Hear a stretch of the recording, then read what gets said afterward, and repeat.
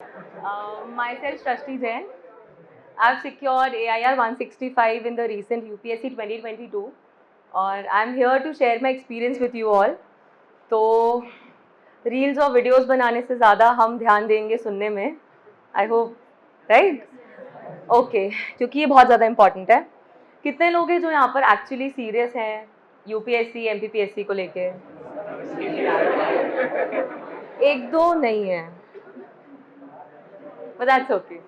चलो ठीक है, मजाक कर रही हूँ. अपन शुरू करते हैं. Okay, so firstly it is about be very clear in your self कि तुम्हें ये करना क्यों है. ठीक है, सबकी अलग अलग मोटिवेशन हो सकती है एंड इक्वली रिस्पेक्टेड. जिसकी जो मोटिवेशन है, very good, well and good. ठीक है, coming to the point that you have decided आपको परस्यू करना है यूपीएससी या स्टेट पीएससी, तो हर एग्जाम की कुछ स्टेजेस होती हैं. जैसे लाइफ की होती है ना, चाइल्डहुड, अडल्टहुड, एजिंग, वैसी होती है प्रीलिम्स, मेंस, इंटरव्यू. ठीक है, तो वील स्टार्ट विथ, सबसे पहले आपको एग्जाम को समझना बहुत ज़रूरी है. ये सब कुछ मैं शेयर कर रही हूँ based on my experience, how I see this exam, और मैंने कैसे परस्यू किया है.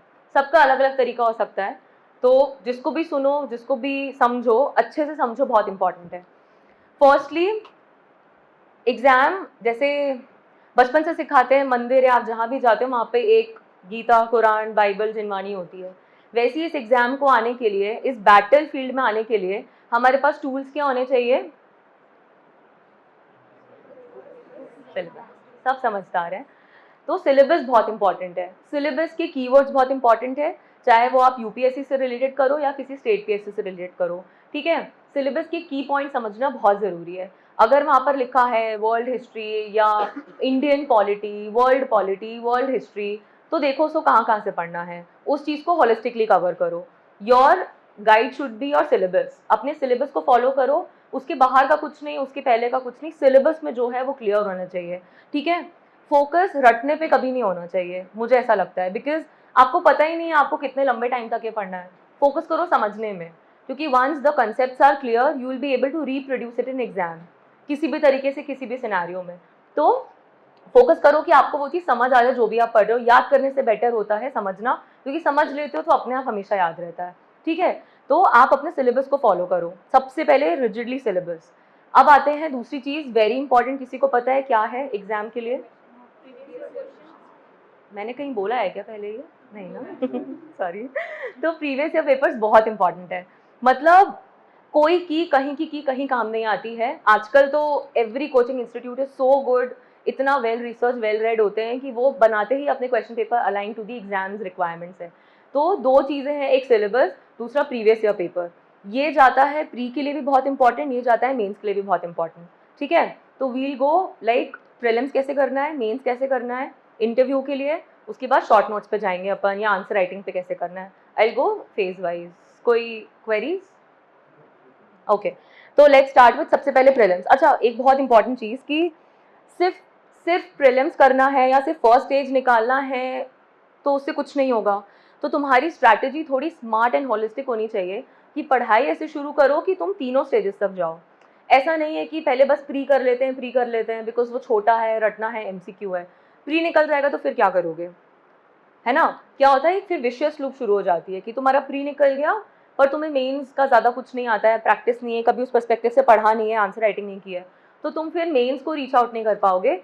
और फिर जब तक मेंस में सुधार का टाइम आएगा तब तक दूसरा प्री आ जाएगा. This goes very well for UPSC as well as other PSC exams also, right? तो अपनी स्ट्रैटेजी से शुरू करो. अगर आज मैं पढ़ना शुरू कर रही हूँ तो मैं सारे सब्जेक्ट्स ऐसे पढ़ूंगी कि मुझे मेंस में कैसे काम आएंगे. प्री की पढ़ाई प्री के 3 महीने पहले होती है.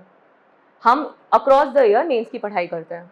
ठीक है, तो मेंस की पढ़ाई का पर्सपेक्टिव दिमाग में होना चाहिए. इंटरव्यू के लिए पढ़ाई नहीं चाहिए होती. इंटरव्यू के लिए दुनिया जहाँ का बचपन से लेके ग्रेजुएशन का, यूपीएससी का सारा ज्ञान in a very well compose manner आपको वहाँ डिलीवर करना होता है. ठीक है, तो अपन स्टार्ट करते हैं प्री की पढ़ाई से. प्री के लिए अब यार सिलेबस तो सबको पता होगा, है ना? तो प्री के लिए कैसे करना है, आपके शॉर्ट नोट्स काम आते हैं. आपने अगर मेंस की तैयारी कर ली, मैंने आपको इंडियन हिस्ट्री, इंडियन पॉलिटी आपने पढ़ लिया, आपके नोट्स बन गए, है ना? प्री में क्या आएगा कि ये वाली चीज़ इस आर्टिकल में है, कौन कौन से आर्टिकल में. बट मेंस में ये चीज़ कैसे आएगी कि how do you compare the powers of the Rajya Sabha with the state legislative councils. ये चीज़ प्री में नहीं पढ़ते हैं. बट आप अक्रॉस द ईयर पढ़ोगी पूरी पॉलिटी में, जहाँ से भी जो भी बुक से पढ़ते हो आप, ये प्रिपेयर करोगे 3 महीने पहले प्रीलिम्स के, आप ये प्रिपेयर करोगे कि आपको शॉर्ट नोट्स से पढ़ना है। शॉर्ट नोट्स कैसे बनाते हैं? शॉर्ट नोट्स के लिए विजडम चाहिए, ये पता होना चाहिए कि एग्जाम में क्या आ रहा है, उसके लिए प्रीवियस ईयर पेपर की रिसर्च चाहिए, उसके लिए आपको देखना पड़ेगा कि आपको अप्लाई कैसे करना है। तो जब आप 1 2 या सेकेंड या थर्ड रीडिंग पे आते हो तब आपके शॉर्ट नोट्स बनते हैं, क्योंकि फर्स्ट रीडिंग में तो मुझे सब इंपॉर्टेंट लगता है ना। सेकेंड रीडिंग में आता तो लगता है अरे ये तो याद ही रहता है, तो वो पार्ट, वो शॉर्ट नोट्स का पार्ट कभी नहीं होता जो आपको हमेशा समझ आता है। लेकिन everybody knows what's an article 14, article 21, but अगर कभी कोई डेथ पेनल्टी की बात आ रही है तो मुझे अभी भी सोचना पड़ता है कौन सा आर्टिकल में कुछ पनिशमेंट की बात हो रही, क्या हो रहा है। वो चीज़ें शॉर्ट नोट्स में ज़्यादा लिखनी होती है जो हमें कम याद रहती है। तो वो पता कैसे चलेगा मुझको क्या कम याद रहता है? अपने असेसमेंट से। सो आई विल से कि very important are the mock test, है ना। अपने कंटिन्यूस मॉक्स करने बहुत ज़रूरी है। सबसे पहले आप सेक्शनल वाइज मॉक्स जाते हो। अगर मैंने हिस्ट्री पढ़ना शुरू किया है तो हिस्ट्री में ancient, medieval, modern, art and culture, इतनी सारी हिस्ट्री है, तो पहले मैंने आर्ट एंड कल्चर पढ़ लिया। तो मैंने आर्ट एंड कल्चर के कहीं के भी मॉक पेपर्स उठाए, प्रीवियस ईयर देखा कैसे आ रहे हैं, अपने आप को असेस किया, समझ आ गया कि ये पार्ट मेरा स्ट्रॉन्ग है या ये पार्ट स्ट्रॉन्ग नहीं है, तो उसे दोबारा पढ़ो, ठीक है। फिर आप दूसरे पार्ट पे आए। तो मतलब सेक्शनल वाइज जाना बहुत इंपॉर्टेंट है। सेक्शनल वाइज गए, आपने असेस किया, जैसे आपने कोई सब्जेक्ट फिनिश किया उसका फुल लेंथ लगा लो, पूरे पॉलिटी का या पूरी हिस्ट्री का फुल लेंथ लगा लो, राइट। ये आपके प्रीलिम्स की स्ट्रैटेजी जाती है। शॉर्ट नोट्स का बता रही थी मैं, शॉर्ट नोट्स कैसे जाएंगे? आफ्टर योर 2 या 3 रीडिंग्स, है ना। क्योंकि फॉर एग्जाम्पल जैसे सबको पता है पॉलिटी के लिए इंडियन पॉलिटी लक्ष्मीकांत से पढ़ते हैं मोस्टली। पहली बार में तो मुझे लक्ष्मीकांत पूरी इंपॉर्टेंट लगती है, मतलब वो है, हाँ। दूसरी बार में समझ आ जाएगा कि अच्छा ये एग्जाम में ज़्यादा बार आ रहा है तो उसको ज़्यादा अच्छे से करना है। तीसरी बार में समझ आता है कि यार ये पार्ट तो पक्का इंपॉर्टेंट है। मतलब अगर मेरा कल पेपर है और मुझे पॉलिटी उठानी है तो मैं 1 से लेके पूरे चैप्टर्स तक नहीं जाऊँगी। मैं जाऊँगी कि यार फंडामेंटल राइट इंपॉर्टेंट है, ड्यूटी इंपॉर्टेंट है, डीपीएसपी इंपॉर्टेंट है, पार्लियामेंट जल्दी से देख लेती हूँ, लेजिस्लेटिव वगैरह देख लेती हूँ, सारा नहीं देखूंगी। प्रेसिडेंट देख लूँगी क्योंकि मुझे पता है गवर्नर का इसमें रेप्लिका है ना। मतलब सबकी अपनी ट्रिक्स होती है पढ़ने की, मैं अपने बेसिस पे बता रही हूँ। तो आप जाओगे, फिर ये स्मार्ट स्टडी होती है। स्मार्ट मतलब थोड़ा सा ना सिंपल, मेजरेबल, रिलायबल, टाइमली। ऐसा नहीं कि यार एक दिन में आज तो लक्ष्मीकांत निपटा लूंगा या निपटा लूंगी, ऐसे कभी नहीं होता। मतलब नो मैटर तुम 1 अटेम्प्ट देते हो, 6 अटेम्प्ट देते हो, कभी एक दिन में नहीं हो सकता। इट डिपेंड्स ऑन योर समझ वाली कैपेसिटी, कैपेबिलिटी। तो पहले असेस करो खुद को। मतलब मुझे सबसे ज़्यादा इंपॉर्टेंट लगता है, ये एग्जाम हो कोई और एग्जाम हो, सबसे ज़्यादा इंपॉर्टेंट चीज़ें होती है कि तुम्हें पता हो तुमसे क्या हो सकता है, क्या नहीं हो सकता है। एग्जाम में ये चीज़ बहुत इंपॉर्टेंट है, लाइफ में ये चीज़ बहुत इंपॉर्टेंट है। मतलब थोड़ी फिलोसफिकल बात लगेगी, बट ये बात बहुत सच है कि अपनी कैपेबिलिटीज़ को पहचानना बहुत ज़रूरी है। Not because he can do it इसलिए मैं भी कर लूँगा या कर लूँगी, या वो कर रहा है तो मैं भी कर लेता हूँ या कर लेती हूँ। अपने आप को जानो, क्योंकि for example according to my experience मुझे लगता था कि मतलब मेरे को पॉलिटी अच्छे से हो जाती, हिस्ट्री हो जाती, मुझे कभी कभी जोग्राफी में प्रॉब्लम आती है। तो ये मैंने कैसे पता किया? अपने इंटरेस्ट के बेसिस पे, मॉक्स के बेसिस पे, रिजल्ट्स के बेसिस पे। पर किसी और की हो सकता है ज्योग्राफी बहुत अच्छी हो पर पॉलिटी थोड़ी सी वीक हो, तो अब why do you compare? Compare क्यों करना? तुम्हारी जर्नी अलग शुरू हुई, मेरी जर्नी अलग शुरू हुई, इसकी जर्नी अलग शुरू हुई है। कंपेयर नहीं करना है। मतलब अपना कंपटीशन सिर्फ अपने आप से होना चाहिए। This is very important. Life lessons लगेंगे थोड़े से सुनने में, but these are true across this exam also, because हम थोड़ा सा भूल जाते हैं ना, हम इस एग्जाम को लाइफ समझने लग जाते हैं। कोई भी एग्जाम लाइफ नहीं है, it is a part of your life, take it that way. थोड़ा सा कूल एटीट्यूड रखो, पॉजिटिव एटीट्यूड रखो, मेहनत करने में बिल्कुल पीछे मत हटो, बट उसके आगे तुम्हारा काम नहीं है, उसके आगे तो हो जाएगा if it's meant to be, right. तो पॉइंट वॉज कि आप अपना असेसमेंट करो, अपने आप को जानो, क्योंकि हर किसी की स्ट्रेंथ, हर किसी की वीकनेस अलग होती है। मेरा आंसर राइटिंग का तरीका अलग हो सकता है, तुम्हारा अलग हो सकता है। कोई पैराग्राफ में बहुत अच्छा लिख सकता है, कोई पॉइंट वाइज बहुत अच्छा लिख सकता है, राइट। तो do not compare, try to bring a mixture of everything. थोड़ा सा ओपन फ्लेक्सिबल रहो, कुछ आंसर्स पॉइंट्स में लिखे, कुछ आंसर्स पैराग्राफ्स में लिखे, डिपेंडिंग ऑन आपका ऑप्शनल क्या है। कुछ आर्ट्स वाले optional, arts oriented, anthropology, sociology, philosophy, these demand थोड़ा point plus paragraphs, but subjects like science and mathematics all points in points in points, right. सबकी अलग अलग स्ट्रैटेजी, गो बाय दैट, ठीक है। तो बात है अपन शॉर्ट नोट्स पे। शॉर्ट नोट्स कैसे बनाएंगे? सेकेंड या थर्ड रीडिंग के बाद mostly take the help of online resources available, या जहाँ भी आप किसी इंस्टीट्यूट में जा रहे हैं, कुछ भी जिसको भी आप रेफर कर रहे हैं उससे 1-to-1 लेना बहुत ज़रूरी है। मतलब मुझे ऐसा लगता है choose one resource, one person, one mentor, one what ever you have, stick with 1-to-1 बहुत हेल्प करता है। बिकॉज अगर आज तुम मुझसे बात कर रहे हो तो मुझे पता है वेयर यू स्टार्टेड, तो I know how will you improve या किस लेंथ तक जाना है. तो stick with what ever you decide. Find a good mentor. मतलब it could be a teacher, it could be a resource, it could be a friend or anybody who knows. And the best mentor is nobody but yourself. You should be critically evaluating yourself. हम सब पढ़ पढ़ के इतने होशियार हो जाते हैं कि हम अपना evaluation कर सकते हैं. तुम्हें अपना आंसर देख के पता चल सकता है कि this will score 4 out of 10 and this will score 7 out of 10. Right? Go by that. Here we complete short notes कैसे करने होते हैं. ठीक? Be wise. Take multiple resources. Toppers की कॉपी, टॉपर्स के नोट्स हर जगह डलते हैं. आजकल टेलीग्राम है, वेबसाइट्स हैं, यूट्यूब है. This has become, see social media का यूज़ करते आना चाहिए. मतलब मैं बोलती हूँ कि अगर मेरी जर्नी में सोशल मीडिया नहीं होता तो शायद बहुत डिफिकल्ट होता है ये एग्ज़ाम निकालना. राइट? क्योंकि अब सब कुछ इतना सारा हो गया है, इतना सारा हो गया है कि अब वो कमी नहीं है कि मेरे पास रिसोर्सेज नहीं है. राइट? गॉन दोज टाइम्स जब रिसोर्सेज या पीपल नहीं होते थे. अब तुम्हें यूज़ करते आना चाहिए. बहुत वाइजली गो बाय इट कि इसका सुन लो, इसका सुन लो, ठीक है. Go by the majority view. Whatever suits you should be your way. ठीक है? अपने हिसाब से डिवाइस करो तुम्हें क्या सूट हो रहा है. ज़रूरी नहीं है हर किसी को मेरी स्ट्रैटेजी सूट हो. राइट? तुम्हारी स्ट्रैटेजी कुछ हो सकती है, मेरी कुछ हो सकती है, दोनों सक्सेसफुल हो सकती है. राइट? Go by that. तो short notes wisely, toppers copies, feedbacks देके बनाओ. Have people peer review. Group studies बहुत हेल्प करते हैं. ठीक है? चैटर बॉक्स वाला ग्रुप की ज़रूरत नहीं है जो सिर्फ पढ़ाई लिखाई छोड़ के बाकी सारी बातें करें. It's also important. Social life is very important. मतलब मैं नहीं एडवाइस करती कि सिर्फ पढ़ते लिखते रहो, इसी रूम में बैठे रहो, बाहर मत जाओ, दोस्तों से मत मिलो, फैमिली के साथ मत जाओ. Be wise, committed towards your studies and do whatever refreshes you. An activity, a hobby, movies, whatever, सबका अपना अपना ब्रेक हो सकता है, सबका अपना अपना तरीका होता है. Talking to a friend, visiting the family, movie देखना, खेलने जाना, सबके अपने अपने तरीके हो सकते हैं. बिकॉज किसी को समझ नहीं आता है, सिर्फ पढ़ते रहना इंपॉर्टेंट नहीं है. मेंटल हेल्थ बहुत इंपॉर्टेंट है. Everybody talks about physical health, emotional mental health की कोई बात नहीं करता, विच इज़ वेरी इंपॉर्टेंट. ठीक है? तो because see you don't know कितने टाइम के लिए आपको पढ़ना है, कितना ज़्यादा पढ़ना है. तो सिर्फ पढ़ते रहोगे तो कॉग्निटिव होता है ना हमारा, दिमाग की एबिलिटीज़ लोगों से बात करके जो बढ़ती हैं. सोशल लाइफ शट नहीं कर सकते हो आप. सोशल लाइफ छोटी कर सकते हो बट शट नहीं कर सकते, because it is equally important. Because आप इतने सारे एग्जाम की तैयारी करो किसके लिए?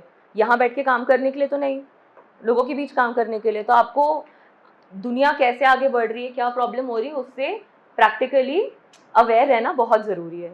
राइट? तो social life is important is what I will से. कभी कभी कोई कोई बोलता है बिल्कुल बंद कर दो, 14-15 घंटे सिर्फ खुद के साथ रहो. किसी किसी को सूट करता है. मुझे ऐसा लगता है थोड़ा अनरियलिस्टिक हो जाता है. बिकॉज आप ये 1 महीने कर सकते हो, 2 महीने कर सकते हो, 1 साल कर सकते हो, बट ऐसे 2-3-4 साल नहीं हो सकता है, ऐसा मुझे लगता है. ठीक है?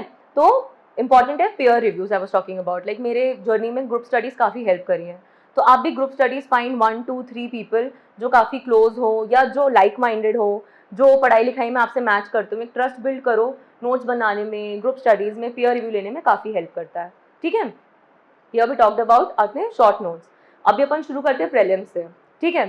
प्रीलिम्स, देन वील गो बाय मेंस. मेंस में आंसर राइटिंग कैसे करनी चाहिए, मेंटोर का, इंस्टीट्यूट्स का क्या रोल होता है, रिसोर्सेज का क्या रोल होता है, एंड इंटरव्यू में क्या करना चाहिए. तीनों अक्रॉस फेजेस में very important thing is multiple resources पे नहीं जाना है. मल्टीपल टाइम्स किसी रिसोर्सेज पे जाना है बट मल्टीपल रिसोर्सेज पे नहीं जाना है. मतलब आप कहीं से पढ़ रहे हो, आप कहीं से पढ़ रहे हो, आप कहीं से पढ़ रहे हो, सब आजकल इतना रिसर्च होता है कि हर बुक, हर इंस्टीट्यूट का सब कुछ बहुत अच्छा होता है. जस्ट ट्रस्ट इट एंड उसको फिर बार बार करने की कोशिश करो. मैंने आज आके कोई नई बुक बोल दी, दैट डजंट मीन कि सिर्फ उसी बुक को पढ़ के निकलेगा. राइट? आप ये देखो कि आपने क्या पढ़ रखा है, उससे आपको समझ आया है कि नहीं, क्या वो एग्जाम के पर्पस को फुलफिल कर रहा है कि नहीं. गो बाय इट और उसे मल्टीपल टाइम्स करने की कोशिश करो. ठीक है? मल्टीपल रिसोर्सेज के पीछे नहीं भागना है, बार बार रिसोर्सेज चेंज नहीं करना है, बिकॉज दिमाग की भी एक पिक्टोरियल मेमोरी होती है. आज अगर मैंने देखा है, बहुत बार होता है एग्जाम में, मुझे याद आता है यार वो यहाँ लिखा था, वो बॉक्स के नीचे लिखा था क्या नाम था, पर शायद मल्टीपल बार नहीं पढ़ा होता तो भूल जाते हैं. पेज नंबर भी याद आ जाता है बट वो जो लिखा है वो याद आना होता है, वो याद नहीं आता है. वो कैसे याद होता है? रिविजन से. ठीक है? तो multiple revision is very important. And revision से ज़्यादा इंपॉर्टेंट होता है रिकॉल. किसी को पता है difference between revision and recall?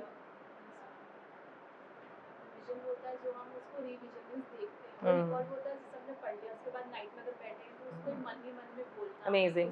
Yes, बहुत हेल्प किया. मतलब मुझे पर्सनली बहुत हेल्प किया कि रिविजन इज़ लाइक मैं पढ़ने बैठी हूँ, मैंने देख लिया, अच्छा ये आर्टिकल ऐसा है, ये ऐसा है, ऐसा ऐसा है, बट रिविजन क्या होता है, रिकॉल क्या होता है कि क्या था बताना ज़रा, या खुद से बैठ के सोचना कि यार क्या था, या बुक बंद कर दी खाते खाते चलते चलते एक बार सोच लो कि यार ये था, ठीक है 4 पॉइंट है मुझे याद है, चलो ठीक है, दिस इज रिकॉल।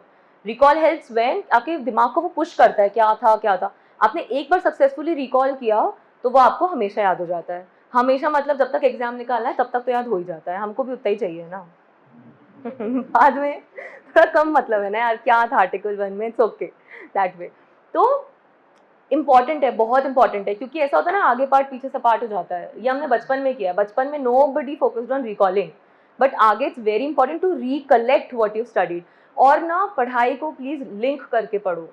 मतलब अगर मान लो मेरा ऑप्शन सोशियोलॉजी है, अभी मैं कुछ पढ़ रही हूँ उसमें विमेन एम्पावरमेंट और फेमिनिज्म, या फिर कुछ चल रहा है जो बात कर रहा है कि सोशल इंस्टीट्यूशंस कैसे हेल्प करते हैं, आजकल फैमिली मैरिज का इंस्टीट्यूशन चेंज हो रहा है। अब मैंने वहाँ क्या लिखा था वो तो पढ़ लिया, but why don't I recollect it जो मैं न्यूज़पेपर से पढ़ती हूँ। तो ये सोचो ना, क्या मैं यहाँ जाके लिख सकता हूँ या लिख सकती हूँ।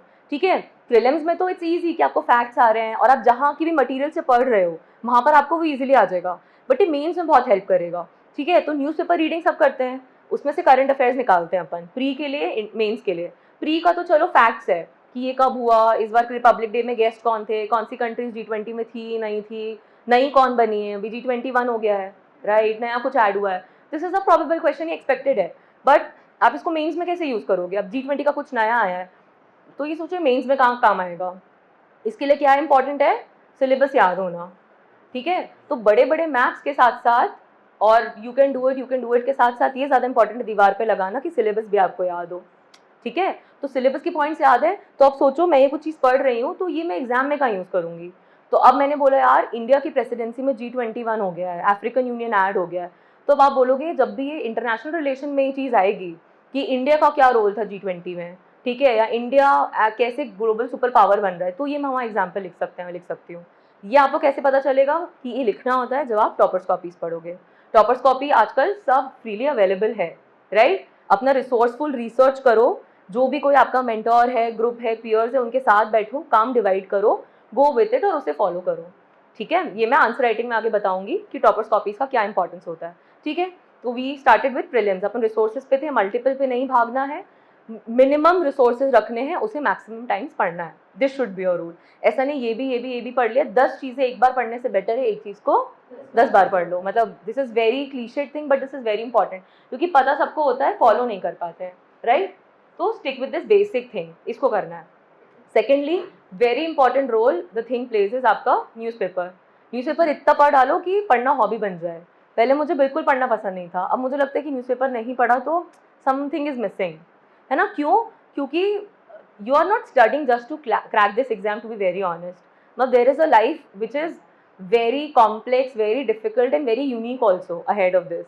उसमें आगे पढ़ाई बहुत इंपॉर्टेंट है, पढ़ के छोड़ नहीं दोगे आप, ये आगे आपके साथ जाने वाला है। इसके लिए newspaper is very important, keep it really handy. ऐसे पूरा 2 ढाई 3 घंटे नहीं पढ़ना। व्हेन आई स्टार्टेड विथ ना, तो मैं तो वो पढ़ती थी, कहाँ मर्डर हो गया, कहाँ चोरी हो गई, इंटरेस्ट बदलना पड़ता है। अब क्या पढ़ना पड़ता है कि इंडिया का क्या हो रहा है, या वट एवर कहीं रेनोवेशन रीडेवलपमेंट हो रहा है। अभी सब में देखा होगा G20 के चक्कर में सब कुछ पूरे जगह रीडेवलपमेंट हुआ, तो अभी स्लम इश्यूज आ गए, अर्बनाइजेशन, पोल्यूशन, पता नहीं कितना कुछ चल रहा है। तो थोड़ा सा ना ऐसे फेक करना पड़ेगा। ये कैसे हेल्प करेगी, जब आप डिस्कशंस करोगे। ऑनलाइन रिसोर्सेज अवेलेबल है आजकल, यूट्यूब पे चैनल्स आ गए हैं, टेलीग्राम पे चैनल्स आ गए हैं जो आपको important news of the day बताते हैं। बताओ वो इंसान सुबह से उठ के आपको ये काम करके दे रहा है, तो देख लो आज की 10 इंपॉर्टेंट न्यूज़ है, जाके वो एडिटोरियल पढ़ लो, आर्टिकल पढ़ लो। अभी तो लग रहा होगा अरे आर्टिकल एडिटोरियल बहुत डिफिकल्ट है पढ़ना, बट ये कहाँ हेल्प करेगा, हाँ, और ये ऐसे में बहुत हेल्प करेगा। once you read how it is written, you will know how to change paragraphs, connectivity। मतलब essay is one of the most beautiful exams of this big exam, क्योंकि ना कोई स्टैंडर्ड ही नहीं है इसका। whatever you write best is accepted there। ठीक है, मतलब सबका अपना अपना यूनिक स्टाइल हो सकता है, और यहाँ पर ऐसा नहीं है कि आंसर राइटिंग और इंट्रो बॉडी कंक्लूजन में ही लिखना है। ऐसे को आप अपने तरीके से बता सकते हो। It is less about knowledge, it is more about creativity. आपको क्या आता है, आपकी यूनिकनेस है, आपको मिल रहा है 250 मार्क्स, आप खुद अपने तरीके से गेन कर सकते हो। Maximum people gain maximum marks here. ऐसे से बहुत बड़ा रोल होता है, जैसे एथिक्स का होता है ना, यूनिकनेस दिखा सकते हो। GS 1 2 3 इज मोर और लेस सिमिलर, सबको एक एवरेज मार्क्स तो मिलेंगे। पर एथिक्स में आप एज ले सकते हो, ऐसे में आप एज ले सकते हो. We'll come to that mains part. तो प्रीलिम्स के लिए क्या बताया, शॉर्ट नोट्स का, multiple revision, keeping your resources less, and then after that newspaper, है ना. न्यूज़पेपर बहुत इंपॉर्टेंट है. तो उसको उस पर्सपेक्टिव से पढ़ो. आपके मेंस प्री के नोट्स बने, आपको लग रहा है कि यार ये स्पीशीज डिस्कवर हुई है, या ये जगह है बहुत ज़्यादा न्यूज़ में है, ये एकदम से कुछ टाइटल आ जाए, कैपिटल आ जाए, उसको जाके वहाँ पे लिख लो. या आजकल एवर नोट है, वन नोट है, इतना सारा सब टेक्नोलॉजी, सब फ़ोन चलाते हैं ना, एक ऐप इंस्टॉल कर लो एवर नोट वगैरह, उस पर अपने GS वाइज सब्जेक्ट वाइज बना लो प्रीलिम्स के नोट. साइंस एंड टेक का कुछ आए तो वहाँ जाके ऐड कर लो, या कोई ऑफलाइन वाला है तो that also works. But strategically note करना है. और अगर सबको कंफ्यूजन होता है कि यार कैसे प्री में क्या इंपॉर्टेंट है वो कैसे पता चलेगा, तो इसके लिए टॉपर्स के चैनल्स हैं, यूट्यूब के चैनल्स हैं, द हिंदू, सब न्यूज़पेपर पढ़ते होंगे या इंडियन एक्सप्रेस पढ़ते होंगे, इनके चैनल्स हैं. जैसे मल्टीपल इंस्टीट्यूट्स के चैनल्स है, द हिंदू न्यूज़ एनालिसिस है, ये है वो है. मैं स्टार्टिंग में उसको सुनती थी, एवरीडे 35-40 मिनट्स का होता है, पहले वो सुनती थी. तो मैंने एक महीने उसको सुन सुन के हैबिट बनाई, तो मुझे पता चल गया अच्छा ये सारी न्यूज़ को बार बार बोलते हैं, तो मतलब ये न्यूज़ इंपॉर्टेंट है. वो बताएगा कि ये आप GS2 के पेपर में यूज़ कर सकते हो, या आप GS1 के पेपर में यूज़ कर सकते हो. तो do not directly jump into preparation UPSC का या PSC का. पहले देखो ये सिलेबस है, इसको डिवाइड करो, पहले प्लानिंग करो. बड़ा सा मैक्रो गोल है, मुझे 1 साल में ये करना है. 1 साल 12 महीने को आप डिवाइड करो. 12 महीने नहीं मिलते हमको कभी, हम सब आलसी हैं, तो 12 महीने अपना 11 महीने हो जाते हैं थोड़े थोड़े, है ना. उसके बाद 11 महीने और 10 महीने हो जाएंगे. क्यों? क्योंकि एग्जाम के 1 महीने पहले को तो काउंट नहीं करना चाहिए. उस टाइम तो बहुत सारी पैनिक एंग्जाइटी में टाइम जाता है, नहीं रिविजन में जाता है ना. तो पॉइंट इज 10 महीने. अब 9 या 10 महीने को डिवाइड करो कि मैं मेंस में कितना टाइम दूंगा, प्रीलिम्स में कितना टाइम दूंगा. ठीक है, 6 से 7 महीने आप मेंस में देते हो, उसमें डिवाइड करो मैं ऑप्शन को कितना टाइम दूंगा, उसके साथ साथ GS चलेगा कितना चलेगा, है ना. ये आप रिसोर्सेज सुन के कर सकते हो. आपने कुछ इंस्टीट्यूट ज्वाइन किया है, वहाँ पर बैठ के मेंटोर्स के साथ आप डिस्कस करके ज्वाइन कर सकते हो. ठीक है, stick by the procedure. Doubt में मल्टीपल चीज़ों को फॉलो करने के चक्कर में टाइम वेस्ट नहीं करना होता है. ठीक है, मतलब ऐसा नहीं कि किसी से कनेक्ट मत करो, कुछ नया मत ढूंढो, बट सिर्फ यही मत करते रहो यार. मतलब action is more important than only planning. Planning is very important.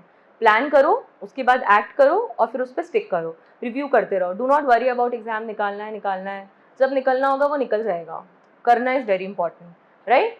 तो you have done this basic part. ठीक है, तो प्रीलिम्स में न्यूज़पेपर हो गया आपके, शॉर्ट नोट्स हो गए, मल्टीपल रिविजन्स की बात की, रिविजन ज़्यादा इंपॉर्टेंट है. रिकॉल करना, रिकॉलिंग हैबिट बनाओ, इट इज़ वेरी इंपॉर्टेंट. तो उससे भूलते नहीं है. This is what helps me a lot. ठीक है, and know that why you want to do this. उसको अपने आप को रिमाइंड कराते रहो, बिकॉज इंटरनल मोटिवेशन ज़्यादा हेल्प करती है देन दूसरा कोई बोलता है कि तुम कर सकते हो, right. It's very important. Here we covered the prelims part. The next part for the prelims is आपकी टेस्ट सीरीज. टेस्ट सीरीज या मॉक पेपर्स बहुत इंपॉर्टेंट है. मैं ये नहीं बोल रही हूँ 50 सबको लगाने चाहिए या 2 लगाने चाहिए. रेंज है, जब तक आपको कॉन्फिडेंस गेन हो जाए, प्रैक्टिस हो जाए, तब तक लगाना चाहिए. और उससे भी ज़्यादा इंपॉर्टेंट होते हैं प्रीवियस ईयर पेपर्स. ठीक है, तो प्रीवियस ईयर पेपर्स को साइड में रखो. प्रीवियस ईयर क्वेश्चन पेपर को जब भी पॉलिटी करो, तो पॉलिटी करने के बाद देख लो कि यार अच्छा ये लेवल पे क्वेश्चन आ रहा है, ये इंपॉर्टेंट है, ठीक है. ये प्रीवियस ईयर हो गया आपका, मतलब पॉलिटी का हो गया, ज्योग्राफी का हो गया, हिस्ट्री का. सारे सिलेबस के पॉइंट्स पे आपको पेपर्स अटेम्प्ट कर लेने हैं जब तक आपको कॉन्फिडेंस है. There is no significant fix number जो इंपॉर्टेंट है कि यार 10 पेपर इंपॉर्टेंट है, 12 पेपर इंपॉर्टेंट है, 22 इंपॉर्टेंट है या 23 इंपॉर्टेंट है. जब तक आपको कॉन्फिडेंस है. एक अटेम्प्ट में मैंने 22-25 लगाए थे, एक में मैंने 10-12 लगाए थे, दैट वे. ठीक है, तो जब आपको कॉन्फिडेंस आ जाए, there is no universal fact. See, इस प्रिपरेशन में कोई एक तरीका नहीं है निकालने का.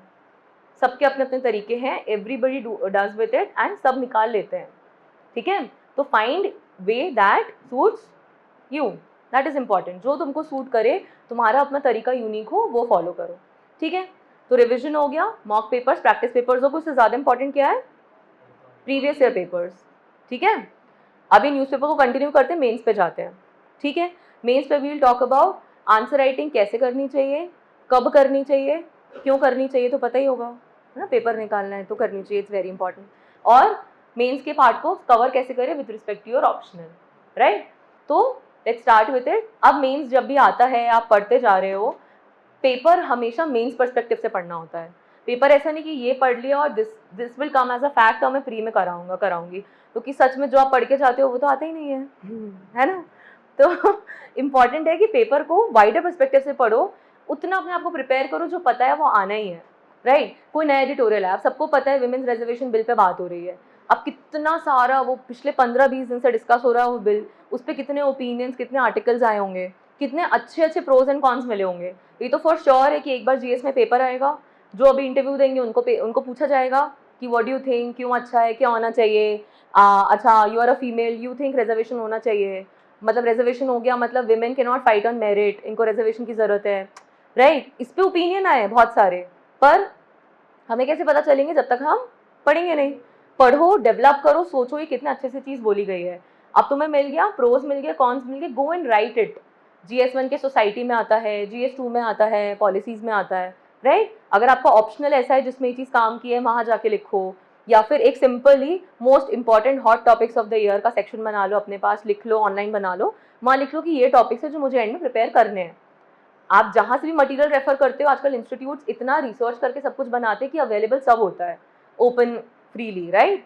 तो वो आप एक्सेस करो, बस ये देख लो ये टॉपिक पक्का कवर करना है आपको, राइट। तो ये वाले पार्ट ऐसे कवर होते हैं, मोस्ट इंपॉर्टेंट टॉपिक्स। आजकल मतलब अपना ना यूट्यूब वगैरह, सोशल मीडिया इतना ज़्यादा स्मार्ट हो गया है ना, सर्च इंजन रिकमेंडेशन ऐसे चलते हैं, तुम बार बार जाके ट्रेलर, मूवी, लव सॉन्ग्स देखोगे तो वही रिकमेंड करेगा, है ना। तो आप थोड़ा देखना क्या शुरू करो, यूपीएस रिलेटेड आइटम्स, है ना, तो वो सारी चीज़ें आपको रेकमेंड करेगा, तो वो जाकर देखो, आपके रिकमेंडेशन में भी आएगा। अच्छे चैनल्स फॉलो करो, मतलब मेरा पॉइंट ये है, जो चीज़ इतनी वाइडली फ्रीली हमारे लिए अवेलेबल है उसका मोस्ट इंपॉर्टेंट यूटिलाइजेशन करो। बहुत ज़्यादा पोटेंशियल है, क्योंकि ये इतने सारे लोग हैं, इतने सारे अच्छे अच्छे क्या बोलना चाहिए, जैसे I used to follow that the Hindu का एक चैनल है, इंडियन एक्सप्रेस का चैनल है, या द प्रिंट है, शेखर गुप्ता का द प्रिंट है, जर्नलिज्म चैनल है। वो हर इशू को 15, 16, 20 मिनट्स में डिस्कस करते हैं। आप क्या 1.5x पे लगाओ, समझो, सुनो, पर्सपेक्टिव बनेगा। क्यों, ये कहाँ काम आएगा, ये प्रीलिम्स में उसकी कोई बात याद आ जाएगी, मेंस में तो डेफिनेटली हेल्प करेगा, ठीक है, पर्सपेक्टिव मिलेगा, एंड इंटरव्यू में बोलते कैसे हैं वो समझ आएगा, राइट। तो इन एडिटोरियल्स और आर्टिकल्स का काम होता है आपको बताना कि लिखना कैसे है, ठीक है, और बोलना कैसे है, ओपिनियन कैसे जनरेट करना है। You are not going to ever write only yes और no for any answer, there always be yes or no and then a conclusion which is balanced, right। तो ये वाला काम है। न्यूज़पेपर विल कंटिन्यू मेंस तक, interview तक in fact, ठीक है। एंड कौन सा न्यूज़पेपर अच्छा है, सबको अपने अपने आंसर पता है, जिसको जो अच्छा लगता है वो अच्छा है। There is no one single newspaper जो फॉलो करना चाहिए, और जो फॉलो करो उसको रिलीजियसली फॉलो करो। क्यों, क्योंकि वहाँ से तुम पैटर्न अडेप्ट करोगे कि यार द हिंदू में ऐसे आर्टिकल्स लिखे होते हैं, इंडियन एक्सप्रेस में ऐसे आर्टिकल्स लिखे होते हैं, टोन समझ आएगा कि you do not need to criticise everything, you have to understand a perspective कि यार ये चीज़ आई है, तो तुम सीधे नहीं बोल दोगे मैंने तुमको बोला कि यार रिजर्वेशन होना चाहिए कि नहीं होना चाहिए, एक बोल देगा नो, एक बोल देगा येस। येस और नो तो जानना ही नहीं है किसी को, क्यों येस और क्यों नो है वो ज़्यादा इंपॉर्टेंट है, राइट। बिकॉज कल को तुम भी यही करना चाह रहे हो, कोई पॉलिसी बनाना, पास करना, इम्प्लीमेंट करना, you need to develop a perspective and understanding. यार ये बहुत इंपॉर्टेंट है, अंडरस्टैंड करना। मतलब बिकॉज ना हमारी आदत होती है, हम जैसे जैसे बड़े होते हैं कि सिर्फ हमें बोलने की आदत होती है, किसी को सुनने की नहीं होती है, right. We all listen to speak, not understand. Be the people who understand, अच्छा ये क्यों हो रहा है, मतलब तुम्हारा कुछ भी येस और नो हो सकता है, उससे कम फर्क पड़ता है, ज़्यादा फर्क पड़ता है कि ये क्यों ऐसे करना है, ठीक है। This is very important. तो understand the things and perspective.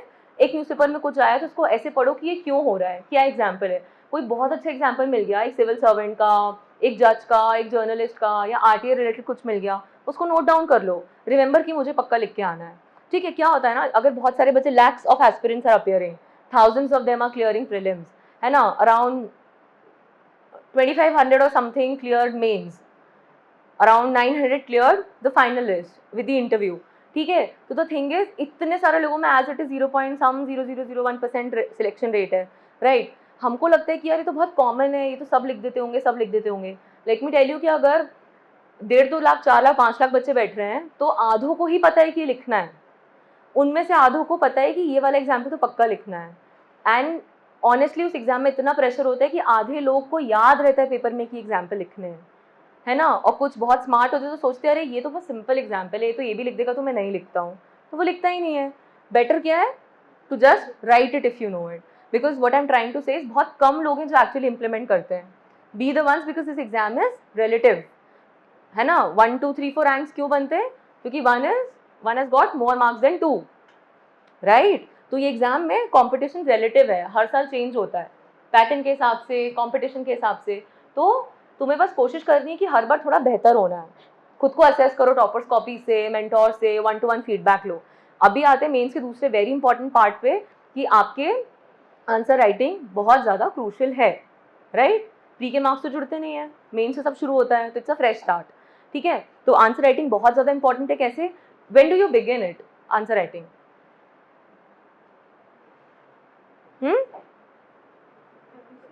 मतलब अगर आज अभी क्या है, अभी सितंबर खत्म हो रहा है, मान लो कोई प्रिपरेशन शुरू करे जून जुलाई से, पहले तो सिलेबस समझो, जो भी आप जैसे भी पढ़ रहे हो, जहाँ भी जाके पढ़ रहे हो, then you start with answer writing. मतलब I will say begin as soon as possible, because even if you are an officer and you rewrite the exam, you will write the worst answer of your life. क्यों? Answer writing कैसे improve होती है? Practice से improve होती है, ठीक है? आज लिखोगे तब जाके 15-20 डेज में तुम्हें समझ आएगा वो क्वेश्चन बोल क्या रहा है, बिकॉज आंसर राइटिंग में ज़्यादा इंपॉर्टेंट है वो लिखना जो पूछा है, ना कि जो तुमको आता है। स्कूल में होता था ना यार कि नहीं आ रहा आंसर तो भी कुछ तो लिखाएंगे, और कुछ में मार्क्स भी मिल जाते थे। यहाँ ऐसा नहीं होता है ना, तुम जब तक जो पूछा है वो आंसर नहीं करोगे तुमको मार्क्स नहीं मिलेंगे। तो very important is to understand the demand of the question. Means निकालने का तरीका है to write as per the demand. This is a very important keyword, demand.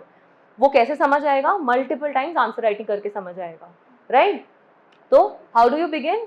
मतलब आज भी आंसर जैसे तुमने पढ़ना शुरू किया, एक आध क्वेश्चन उठा लो। Start with optional. आप जिनका टेक्निकल ऑप्शनल है उनका नहीं बोलूंगी, केमिस्ट्री मैथ्स है उसमें क्या आंसर राइटिंग है, but when ever it is about GS आप स्टार्ट करो, एथिक्स से स्टार्ट करो। अगर आपको फियर लगता है ना जीएस 1 2 3 लिखने में, मैंने जीएस 4 से शुरू किया था, क्योंकि जीएस 4 इतना सब्जेक्टिव है कि कोई एक आंसर नहीं है, बहुत सारे अच्छे आंसर भी हो सकते हैं, और आपकी क्वेश्चन की डिमांड के हिसाब से नहीं है तो वो आंसर बुरा आंसर होता है, राइट? तो स्टार्ट विथ आज ही, ठीक है? मतलब किसी को लग रहा है ना फियर है मैं बहुत गंदा लिखूंगा, बहुत खराब आंसर होगा, तो लेट मी टेल यू, जब भी आप लिखोगे तब भी आप गंदा ही लिखोगे। तो आज गंदा लिखो ताकि आप धीरे धीरे करके कल इंप्रूव कर सको, ठीक है? धीरे धीरे करके स्टार्ट करोगे, 1-1.5 मंथ में you will start to write very good answers. और ये हर बार की कहानी है। अभी प्री पढ़ने लग जाओगे फिर से तो आप आंसर राइटिंग भूल जाओगे। When ever you will right a first answer next time, तब भी आप गंदा लिखोगे। और एक्सेप्ट दिस फैक्ट कि ऐसा ही होता है, answer writing becomes an art with practice, ठीक है? मतलब आंसर राइटिंग सच में एक आर्ट है। बेसिक तरीका, जैसे स्कूल में लिखते थे, इंट्रो लिखते थे, बॉडी लिखते थे, कंक्लूजन लिखते थे। अब ये बॉडी वेरी करती है जीएस के हिसाब से, जीएस 1 है तो कैसा आंसर होगा, 2 है तो कैसा आंसर होगा, 4 है तो कैसा आंसर होगा। इंट्रो वेरी करेगा उसके हिसाब से कि कौन सा सब्जेक्ट है। Similarly it goes with your optional, है ना? ऑप्शनल पे अपन बाद में बात करेंगे बिकॉज सबके अलग अलग ऑप्शनल होंगे, ठीक है? तो answer writing start as soon as possible वाली बात होती है, ठीक है? जितना ज़्यादा आंसर राइटिंग करोगे उतना बेहतर है, ठीक है? उसका इवैल्यूएशन में फीडबैक आई सजेस्ट, मतलब मुझे पर्सनली हेल्प करती 2 चीज़ें। या तो आप किसी से 1-to-1 mentorship low, feedback low, go with the feedbacks, क्योंकि सामने वाले को समझ आता है थर्ड पर्सन पर्सपेक्टिव से कि क्या लिखना है। And second very important cheese is peer feedback. एक ग्रुप के साथ पढ़ो। अगर you have a good like minded people का ग्रुप, 2 लोग, 3 लोग, 4 लोग, तो बहुत हेल्प करता है, क्योंकि नए पर्सपेक्टिव मिलते हैं। मतलब हो सकता है एक आंसर में आपको समझ आया हो मुझे ऐसे लिखना हो, सामने वाले को लगा हो नहीं इसका दूसरा ही मतलब है, मतलब हैपेंस अ लॉट, सामने वाले को उसका मतलब ही दूसरा समझ आया हो। तो when you have multiple people saying अलग अलग चीज़ें तो आपको पर्सपेक्टिव मिलता है, ठीक है? तो 2 तरीके हैं मेरे अकॉर्डिंग, ठीक है? एक है पीयर रिव्यू के साथ और एक 1-to-1 फीडबैक के साथ, ठीक है? तो ये आंसर राइटिंग है, करनी मुझे लगता है मैक्सिमम चाहिए। जब भी शुरू करोगे you will right very bad answers. Answer writing के बाद तुरंत अपना आंसर लिखने के बाद खुद से इवैल्यूएट करो। कैसे इवैल्यूएट करोगे? उसने पूछा क्या था और मैंने लिखा क्या है।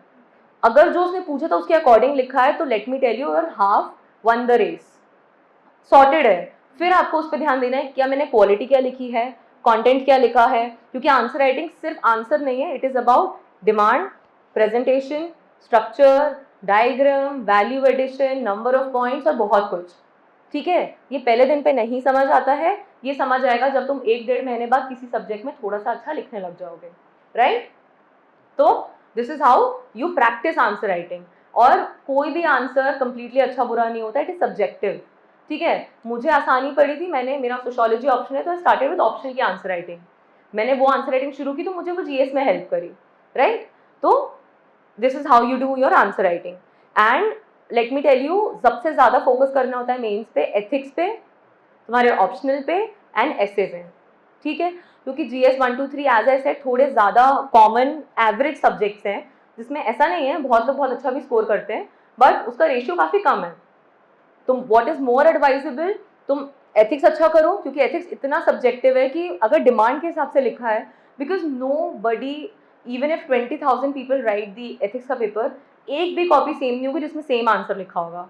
इवन इफ इमोशनल इंटेलिजेंस एक आंसर है, एक टॉपिक है, उसका आंसर भी इतना छोटा सा टॉपिक है, स्टैटिक है, बट फिर भी कोई सेम आंसर नहीं लिख पाता है, क्योंकि वो कभी सेम पूछा ही नहीं चाहता हमारे स्कूल की तरह कि व्हाट इज AI नहीं, अलग तरीके से पूछेगा कि कितना इंपॉर्टेंट है, क्या EI बस इंपॉर्टेंट है कि हमारा इंटेलेक्चुअल क्वोशंट इंपॉर्टेंट है, राइट? तुम्हें समझ कैसे आया है, येस कितना लिखना है, नो कितना लिखना है, ये सब प्रैक्टिस से समझ आता है। अगर एक क्वेश्चन दे दिया कि India is considered to be a rising global power in the global south context, do you agree, discuss. अब उसने कितना पॉजिटिव स्टेटमेंट दिया है कि इंडिया को आजकल बोला जा रहा है कि साउथ एशियन रीजन में काफी ऊपर आ रहा है, ग्लोबल लीडर बन रहा है, do you agree, give your view. अब जब पॉजिटिव स्टेटमेंट है तो यू हैव टू राइट, अगर 10 मार्कर है तो 2 पेज मिलेंगे, you have to write completely 1.5 page की येस कितना अच्छा हो रहा है। You will say however there are certain issues या लिमिटेशंस या प्रॉब्लम्स, फिर चाइना लिख दो, टेररिज्म लिख दो, जो भी तुमको लिखना है, what you will study and right. तो यहाँ पर होता है डिमांड, डिमांड क्या आती है, ज़्यादा पॉजिटिव लिखना, फिर तुम बताओगे नहीं however there are certain issues, और फिर थोड़ा सा वे फॉरवर्ड हमको ये करना चाहिए, ठीक है।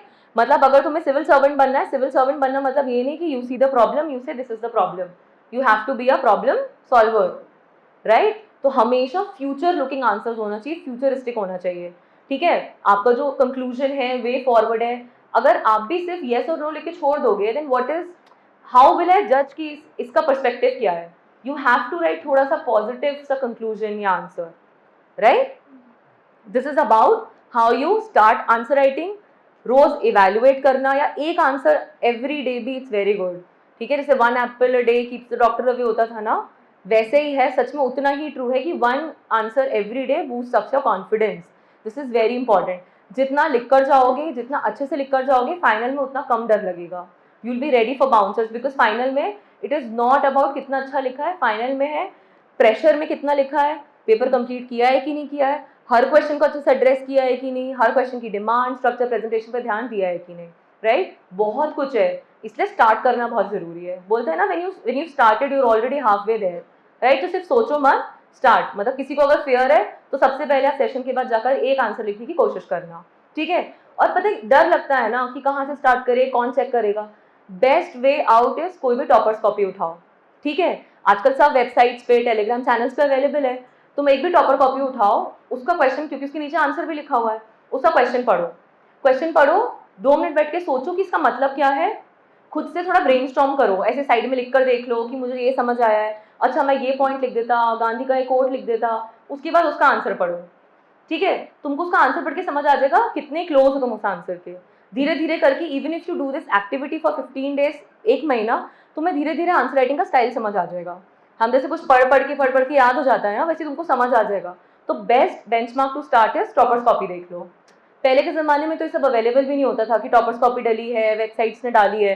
अब तो सारे इंस्टीट्यूट सब इतने फॉरवर्ड लुकिंग हो गए, ऑनलाइन सारे मटेरियल है, जिस भी तरीके से तुमको करंट अफेयर समझ आता है, याद होता है, उसको फॉलो करो, ठीक है। तो आंसर राइटिंग जल्दी से जल्दी शुरू करना, एवरीडे इवैल्यूएशन कराना, या तो पीयर इवैल्यूएशन या मेंटोर के साथ फीडबैक करना, ठीक है, और कंटिन्यूस प्रैक्टिस करना। मतलब डिप्रेस नहीं होना कि गंदा लिखा है, ये सोचो कि लिखा है। You are way ahead than many more who are not writing. This is all about competition, right? And competition from the self. आज गंदा आंसर लिखा है, 10 दिन बाद definitely you will write somewhere close to a good answer, right? Okay.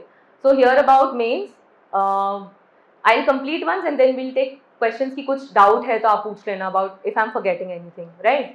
Okay. Now we'll come to interview वाला thing, ठीक है? Interview का नाम है पर्सनैलिटी टेस्ट। मतलब according to me it is less about how much you know, ज़्यादा वो इसके बारे में है कि तुम्हें जो आता है तुम वो रख कैसे रहे हो, और तुम्हें अगर कुछ नहीं आता है तो तुम्हारा एटीट्यूड कैसा है, ठीक है। तो देट चेक योर पर्सपेक्टिव, तुम्हारी सोच कैसी है, तुम्हारा एटीट्यूड कैसा है, तुम्हें कुछ नहीं बन रहा है तो क्या तुम एक्सेप्ट कर पा रहे हो कि नहीं, कि like there have been times जब मुझे कुछ नहीं आ रहा है, 10 क्वेश्चन बिल्कुल नहीं आ रहे, तो like I don't know sir, I don't know, I am sorry, I look upon it, I'm not able to recollect. But घबराना नहीं है, because nobody on this earth can know everything. Even if you go in the final interview, वो बोलते हैं कि हमें पता है तुम्हें सब नहीं आता है, it is not humanly possible. तो जो नहीं आता है वो ऑनेस्टली बता दो. इस एग्जाम में बहुत इंपॉर्टेंट है खुद से ऑनेस्ट होना. मतलब थोड़ा ज़्यादा ज्ञान की बात है, बट सच में बहुत इंपॉर्टेंट है खुद से सच्चा होना. क्यों? बिकॉज तुम अपने पेरेंट्स को, फ्रेंड्स को, टीचर को तो बोल दोगे हाँ हाँ मैंने पढ़ लिया, but what about your conscience? तुम्हें अंदर से तो पता है कि तुमने नहीं पढ़ा या कितना पढ़ा है. तो खुद से ऑनेस्ट होना बहुत ज़रूरी है. कोई टारगेट बनाया है, डेडिकेटेडली उसको पूरा करो. ठीक है? तो इंटरव्यू इज अबाउट जो तुमने प्री में पढ़ा है, मेंस में पढ़ा है, तुम्हारा ऑप्शनल है, तुम्हारा ग्रेजुएशन है, बैकग्राउंड है, स्कूल में क्या था, स्पोर्ट्स में क्या किया, इंटरेस्ट क्या है, विजन क्या है, हॉबी क्या है, इन सब पे बहुत सारा इंटरव्यू चलता है. ठीक है? तो इंटरव्यू के लिए यू कैन पर्सनली लाइक आजकल तो मॉक इंटरव्यूज होते हैं इतनी सारी जगह. जैसे I myself took it at Sharma academy, मेरा मॉक इंटरव्यू था. तो आपको वहाँ से क्वेश्चंस मिलते हैं. क्यों? क्योंकि आपका जैसे डैफ होता है, डिटेल्ड एप्लीकेशन फॉर्म, वो भरवाते हैं कि आपका क्या क्या इंटरेस्ट था, आपने क्या किया है. वो डैफ के बेसिस पे, मतलब देखो इट इज़ वेरी रैंडम. किसी का सिर्फ डैफ के बेसिस पे होता है, किसी का ऑप्शनल पे चलता है, किसी का बहुत जनरल चलता है, किसी का सिर्फ करंट अफेयर्स पे होता है. तो what I feel is the very good preparation is आप मल्टीपल मॉक्स दे सकते हो, खुद से बोलने की प्रैक्टिस कर सकते हो, बेसिक मैनर्स और एटीट्यूड आप फॉलो कर सकते हो, डैफ की प्रिपरेशन अच्छे से कर सकते हो. वो आपके मॉक्स इंटरव्यूज देते हो तो वहाँ से हो जाती है. एंड आपने जो भी सब्जेक्ट्स वहाँ लिखे हैं आपके ग्रेजुएशन के, आपकी हॉबीज़ के, इंटरेस्ट के, उनको आप अच्छे से तैयार करो. और जो भी नहीं आ रहा है, एक्सेप्ट ही नहीं आ रहा है, ऑनेस्टली विदाउट फम्बलिंग, बिना टेंशन के वहाँ पर बोलो कि नहीं आ रहा है. तो अक्रॉस दिस आपका प्री, मेंस, इंटरव्यू जो भी है, अक्रॉस दिस सिनेरियो क्या इंपॉर्टेंट है? कॉन्फिडेंस. ठीक है? मतलब सब कुछ तो है, प्रिपरेशन तो है, be confident, trust your preparation. मतलब सिर्फ सेल्फ डाउट में पूरा जीवन नहीं बिताना है ना. समझ लो कहाँ से पढ़ा है, क्या पढ़ा है, फिर ट्रस्ट करो खुद पे कि जो पढ़ा है अच्छे से पढ़ा है, इसी में से आएगा, जो होगा फिर टैकल कर लेंगे. तो you have to learn to trust your knowledge. जैसे we can know why you want to pursue a thing.